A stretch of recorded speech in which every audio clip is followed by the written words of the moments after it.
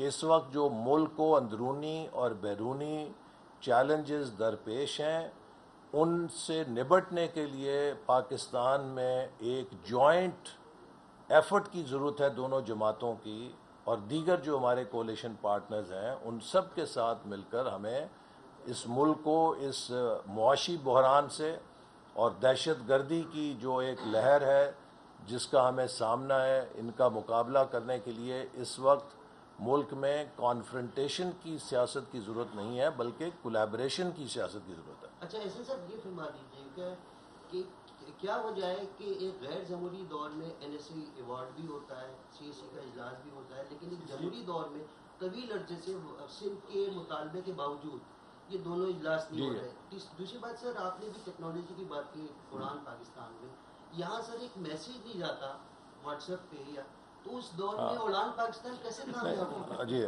دیکھیے دونوں آپ کے اچھے سوال ہیں۔ پہلی بات تو یہ کہ وزیر خزانہ صاحب این ایف سی کا اجلاس بلا رہے ہیں، انہوں نے اس بات کا اعلان کیا ہے، اور دوسری بات یہ ہے کہ جو ٹیکنالوجی ہے یہ ایک بہت بڑی اپرچونٹی بھی ہے اور بہت بڑا تھریٹ بھی ہے۔ آج دنیا میں سائبر سپیس ایک نئی فرنٹیئر ہے۔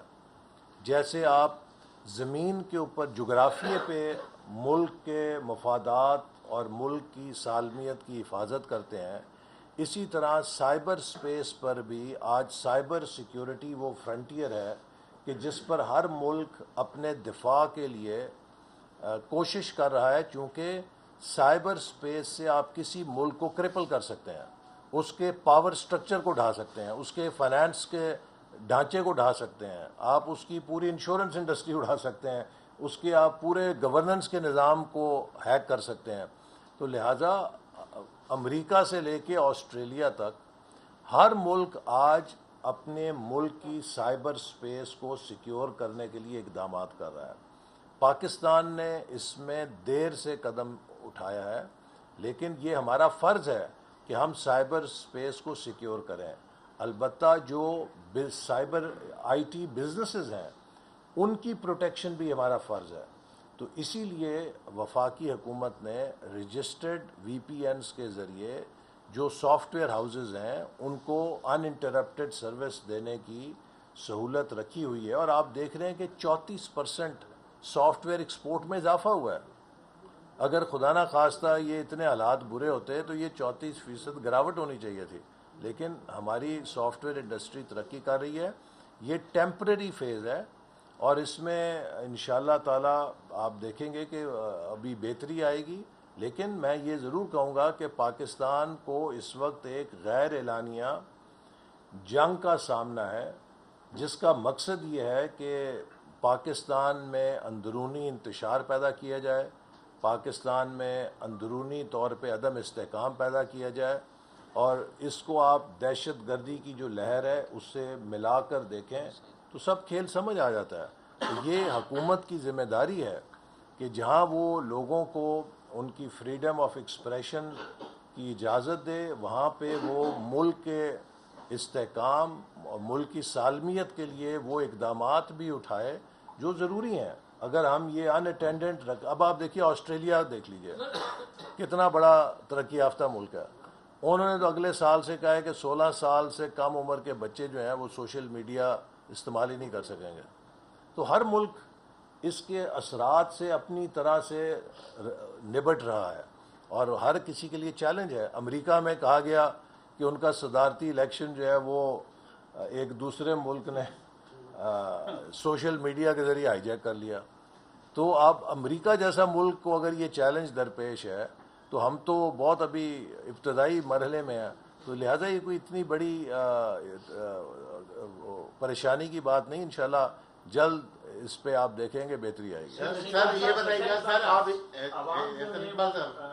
انفلیشن سے پریشان ہیں، ٹیکسز کی بھرمار ہے، تو عوام کو ریلیف کب دے رہے ہیں؟ دیکھیے انفلیشن جو 38% پہ چلی گئی تھی، مہنگائی میں اضافے کی شرح 38% پہ چلی گئی تھی، وہ گر کے 4.5% پہ آ گئی ہے، 4 پہ تقریباً آ گئی ہے۔ تو کیا یہ امپروومنٹ نہیں ہے؟ کیا اس کا عوام کو فائدہ نہیں ہو رہا؟ کہ جو مہنگائی میں اضافے کی شرح تھی اگر وہ 38% پہ رہتی تو آج آپ اندازہ کر سکتے ہیں کہ قیمتوں کی سطح کیا ہونی تھی. تو یہ تو ایک بہت بڑی کامیابی ہے کہ ہم الحمدللہ انتہائی مختصر مدت میں 38% سے تقریباً 4% پر آ گئے ہیں، اور جوں آگے جائیں گے تو قیمتوں میں مزید استحکام آئے گا اور کمی بھی آئے گی. دوسری بات ہمیں اب ملک کے اندر لوگوں کو اپنی کامیابیاں بھی بتلانی چاہیے. ہمارے ہاں بدقسمتی سے یہ رویہ ہے کہ good news is no news and bad news is only news. So I think people need to also hear good news کہ چیزیں بہتر ہو رہی ہیں. دیکھیے اسٹاک مارکیٹ 30,000 پہ تھی، وہ 1 لاکھ سے اوپر چلی گئی ہے. پاکستان کی تمام انٹرنیشنل ریٹنگز جو ہیں وہ امپروو ہو رہی ہیں. پاکستان کے جو اکنامک انڈیکیٹرز ہیں بنیادی طور پہ جو کریش کر گئے تھے وہ دوبارہ کھڑے ہو رہے ہیں. تو ہمیں اس ٹرن اراؤنڈ کو سیلیبریٹ بھی کرنا چاہیے اور مضبوط بھی کرنا چاہیے تاکہ اس سے ہم آگے جائیں، بجائے یہ کہ ہم ہر وقت پیسمزم کی بات کریں. یقیناً مسائل ہیں اور وہ مسائل ہم ہی حل کریں گے، کوئی اور نہیں کرے گا. لیکن اگر ٹائیڈ بدل گئی ہے، اگر جو آپ کہہ لیجئے کہ جو ایک ہوا تھی جو بڑی ناموافق تھی، اور اب اگر ہوائیں موافق ہو رہی ہیں تو لوگوں کو بتائیں کہ اب امید پیدا ہو رہی ہے نا آگے جانے کی. اچھا سر یہ بتائیے سر آپ سے ایک سوال ہے، یہ پاکستانی ٹرمپ کو سزا ہو رہی ہے نہیں ہو رہی؟ کیونکہ اس وقت مذاکرات بھی چل رہے ہیں، کیا معاملات بنتے ہیں آپ کے؟ دیکھیے بات یہ ہے کہ عمران نیازی صاحب لوگوں سے رسیدیں مانگتے تھے، وہ سب کو کہتے تھے رسیدیں دکھاؤ. جب ان سے کہا گیا کہ اپنی رسیدیں دکھاؤ تو ان کی رسیدیں بوگس نکلیں.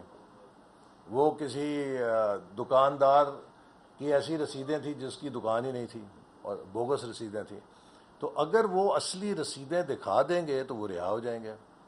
پھر 50 ارب روپیہ جو برطانیہ نے لوٹایا پاکستان کو، وہ انہوں نے اپنے ایک دوست کے اکاؤنٹ میں جمع کرا دیا. اب آپ مجھے بتائیں کہ دنیا کا وہ کون سا ملک ہے جو یہ اجازت دے گا کہ آپ اس ملک کا 50 ارب روپیہ یا 190 ملین پاؤنڈ سرمایہ جو آپ نے اس ملک کے خزانے میں جمع کرانا ہے اسے آپ ذاتی پیسہ سمجھ کے کسی کو بخشیش کے طور پہ دے دیں، اور آپ سے یہ نہ پوچھا جائے کہ وہ پیسہ آپ نے کیوں کر ملک کے اندر جمع نہیں کرایا. اس 50 ارب سے کتنے یونیورسٹیاں بن جاتی ہیں، کتنے اسپتال بن سکتے تھے، کتنے اسکول بن سکتے تھے، کتنے غریبوں کا بھلا ہو سکتا تھا. تو کیا ملک کا اگر 50 ارب روپیہ آپ کھا جائیں اور آپ کہتے ہیں کہ میں نے ڈکار بھی نہیں مارنا اور مجھے کوئی پوچھے بھی نہ، تو یہ کسی ملک کے اندر ہو سکتا ہے؟ تو ہم تو انہیں یہ کہہ رہے ہیں کہ صرف اپنی رسیدیں دکھا دیں.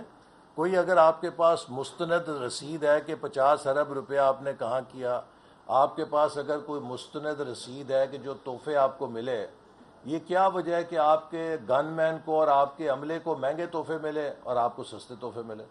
کبھی ہو سکتا ہے کہ وزیر اعظم کو کوئی سستے تحفے دے اور اس کے عملے کو مہنگے تحفے دے؟ یعنی کہ آپ نے جو اپنے تحائف کی رسیدیں دی ہیں ان رسیدوں کے بقول تو وزیر اعظم کو سستے تحفے ملے ہیں اور اس کے عملے کو مہنگے تحفے ملے ہیں. تو یہ وہ رسیدیں دکھا دیں تو وہ چھٹ جائیں گے. لیکن اگر آپ کی رسیدیں بوگس ہیں اور یا آپ کے پاس رسید ہی نہیں ہے کسی چیز کی، تو پھر آپ دوسروں سے تو رسیدیں مانگتے تھے، اور جب اپنی رسیدیں دکھانے کی باری آپ کہتے ہیں مجھ سے رسیدیں نہ مانگو. یہ تو انصاف نہیں، یہ تو تحریک انصاف ہے نا.